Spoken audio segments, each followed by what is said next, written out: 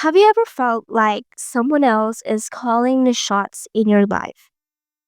Maybe someone who constantly interferes with your decisions or dictates what you should do without considering your thoughts or feelings. Perhaps there have been times when you felt silence with no opportunity to express yourself and were forced to accept their opinions as fact. Hello and welcome to the You Matter podcast. I'm your host, Morris. Today, we're going to tackle a sensitive topic, but important topic that affects many of us. If you've ever felt like you're losing control over your life or that someone else is making decisions for you, then this episode is for you. In today's episode, we'll be exploring the complexities of dealing with controlling behavior and how to break free from its grasp. We'll draw from our own experience and share practical tips on how to respond to these situations effectively. By the end of this episode, you'll have a better understanding of how to recognize the signs of controlling behavior and how to take back control of your life. As humans, we often find ourselves thinking irrationally, disregarding others' feelings without even realizing it. We might let our emotions get the better of us, speaking without considering the consequences of our words.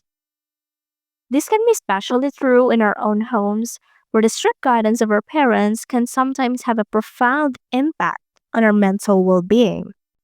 For instance, if your parents have a tendency to speak aggressively, you may have picked up on this behavior without even realizing it.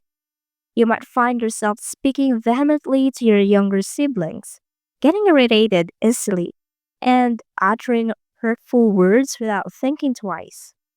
But have you ever stopped to consider why you're reacting this way? It's likely because you've forgotten to listen to your conscious conscience, allowing your emotions to dictate your actions. When things become more overwhelming, it's essential to take a step back, breathe deeply, and reflect on your thoughts and feelings. Instead of lashing out with hurtful words, take a moment to analyze whether emotions are justified.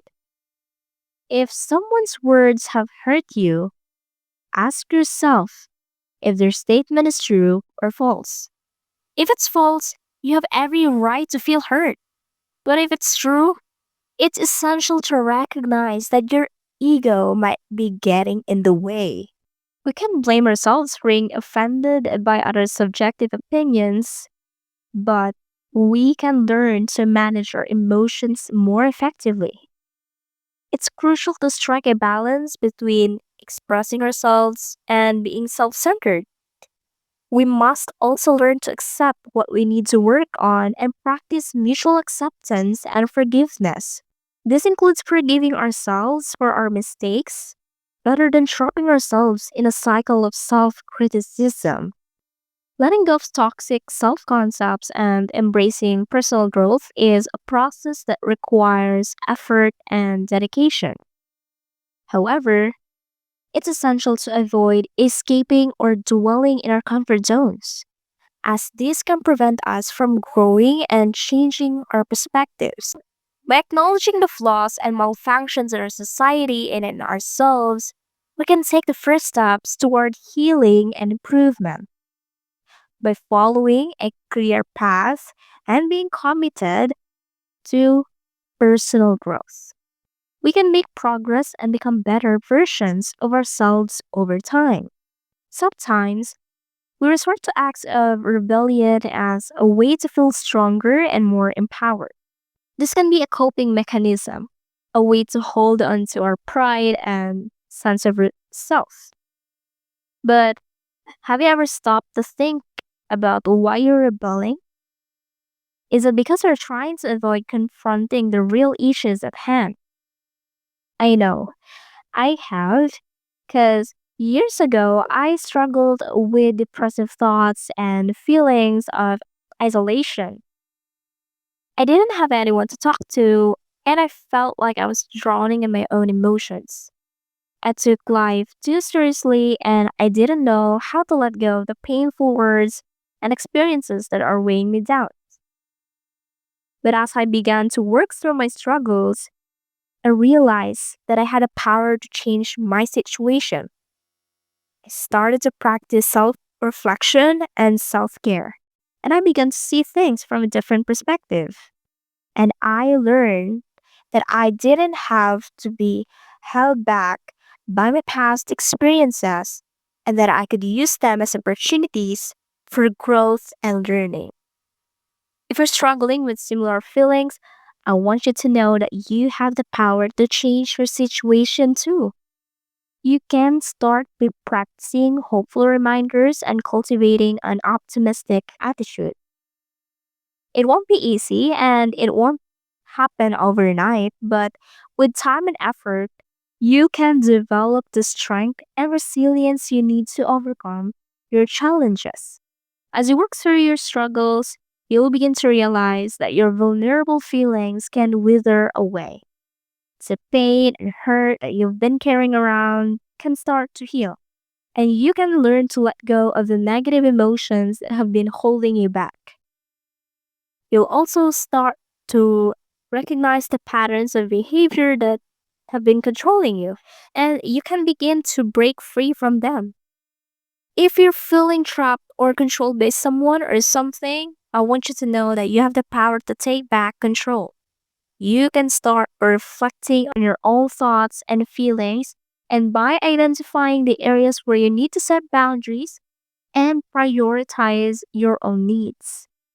Remember, you don't have to prove yourself to anyone else. You don't have to people please or seek validation from others. You're enough, just as you are. And when you're faced with negative or manipulative words, you don't have to engage. You can simply let them go and focus on your own well being. Your mental and physical health is worth it. I know from experience that the consequences of not taking care of yourself can be severe. You can suffer from mental health issues, physical symptoms like eye problems and a lump in your throat, and a range of other negative effects. But it's not too late to make a change.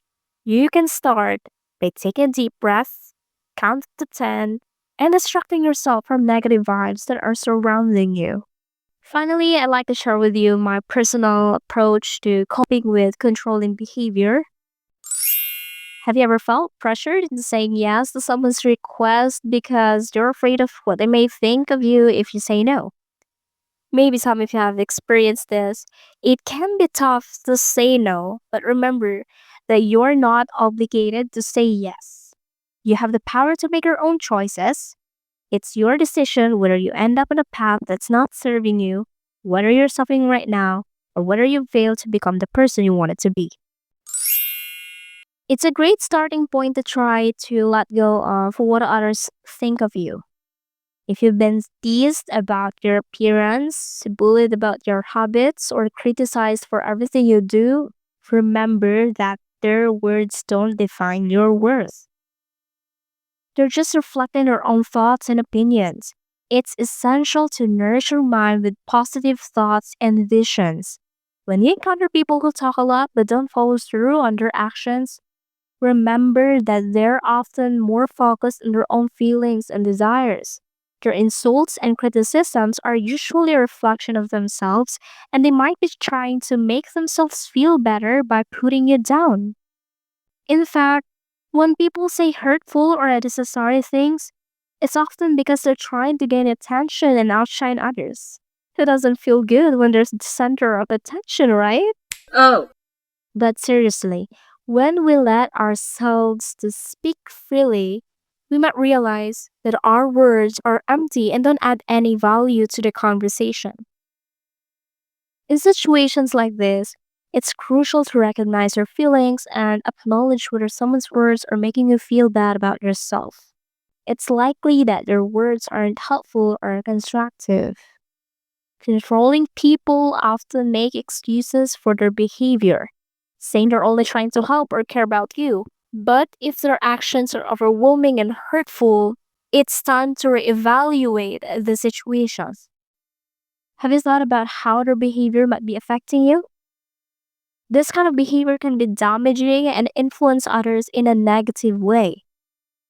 Personally, when I encounter someone who's trying to control or manipulate me, I try to remain calm and let their words sink in.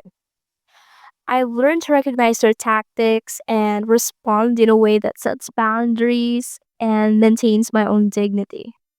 For instance, I might use sarcasm or humor to deflect their negative comments or to show that I'm not affected by the words. However, I want to emphasize that I'm not advocating for retaliating or throwing back hurtful words. Instead, I'm suggesting that you find ways to maintain your own power and autonomy in the face of controlling behavior. Remember that not everyone considers your feelings or perspectives, so it's essential to prioritize your own emotional well being. This means recognizing your right to make decisions about your own life and feelings, even that means disagreeing with others. By taking small steps to improve your mindset, processing your emotions, and overcoming the negative thoughts that hold you back, you can start to feel more confident and disciplined. The main reason people can control you is that you allow yourself to be vulnerable and selfless, often to your own detriment. So make a choice to prioritize your own needs and well being. And don't let others take advantage of your kindness and availability, okay? And that's a wrap, Conscious. I hope you find our discussion relatable and insightful as it's been rooted in my personal experiences and reflections. My goal is that you've been able to see yourself in our conversation and feel a sense of connection. As we conclude this first episode, I want to leave you with a message of hope and empowerment. Remember that you have the power to create change in your life, and it's never too late to take the first step. Don't be afraid to take a chance on yourself and strive for a better tomorrow. Because at the end of the day, you matter. Your thoughts, feelings, and experiences are valid, and you deserve to be heard and seen. Thank you for tuning in to this episode of the You Matter podcast. I'm grateful to have shared this journey with you, and I look forward to connecting with you again soon. Until next time, stay strong, stay hopeful, and remember that you are enough. Catch you in the next You Matter session, ka-anxious. This is your host, Moiris, signing off.